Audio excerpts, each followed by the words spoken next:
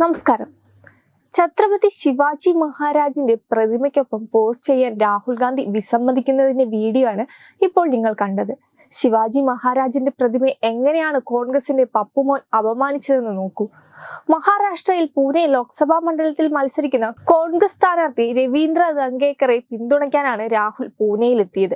ഷാളും തലപ്പാവും ശിവാജിയുടെ പ്രതിമയും ഏറ്റുവാങ്ങുന്ന രാഹുലിനെ വീഡിയോയിൽ കാണാം.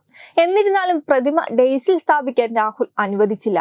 അത് ഏറ്റെടുക്കാൻ ഒരു പാർട്ടി അംഗത്തോട് ആവശ്യപ്പെടുകയാണ്. ഇങ്ങനെയൊക്കെ ചെയ്യാൻ കോൺഗ്രസിനും പപ്പുമോനുമേ കഴിയൂ. കോൺഗ്രസിന് ഏതായാലും ഇതിലൂടെ 0 സീറ്റ് ഉറപ്പായി കഴിഞ്ഞു. ഛത്രപതി ശിവാജി മഹാരാജിന്റെ ബഹുമാനവും അന്തസ്സും സംബന്ധിച്ച് ഈ ഉഡായിപ്പ് രാജകുമാരന് എന്തു മനസ്സിലാകും? അദ്ദേഹത്തിന് വോട്ട് ചെയ്യുന്നവരെ ഓർത്ത് നാണക്കേട് തോന്നിപ്പോകുന്ന നിമിഷങ്ങളാണിത്. ഇതാദ്യമായിട്ടല്ല രാഹുലിന്റെ ഇത്തരത്തിലുള്ള പ്രവൃത്തി.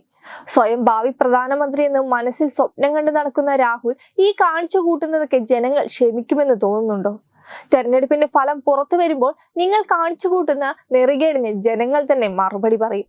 അതുവരെ കാണുള്ളൂ ഈ ധാർഷ്ട്യവും അഹങ്കാരവും എല്ലാം. ഇപ്പോൾ തന്നെ കോൺഗ്രസും ഇന്ത്യ സഖ്യവും മുച്ചൂട് മുടുങ്ങിയിരിക്കുകയാണ്. അതിന്റെ കൂടെ ഇത്തരത്തിലുള്ള പ്രവൃത്തി കൂടെ ആകുമ്പോൾ എല്ലാം പൂർണ്ണമായി. പപ്പുമോനെ കൊണ്ട് നാട് ചുറ്റാനും ഉല്ലസിച്ച് നടക്കാനും മാത്രമേ കഴിയൂ എന്ന് ജനങ്ങൾക്ക് നല്ല രീതിയിൽ മനസ്സിലായിട്ടുണ്ട്. ഈ വീഡിയോ സമൂഹ മാധ്യമങ്ങളിൽ വൈറലായതോടെ നിരവധി പേരാണ് രാഹുലിനെ വിമർശിച്ച് രംഗത്തെത്തിയത്. എന്നാൽ ഇതിനുള്ള മറുപടി രാഹുലിന്റെ കയ്യിൽ ഉണ്ടാകില്ല എന്നുള്ളത് വളരെ വ്യക്തമാണ്.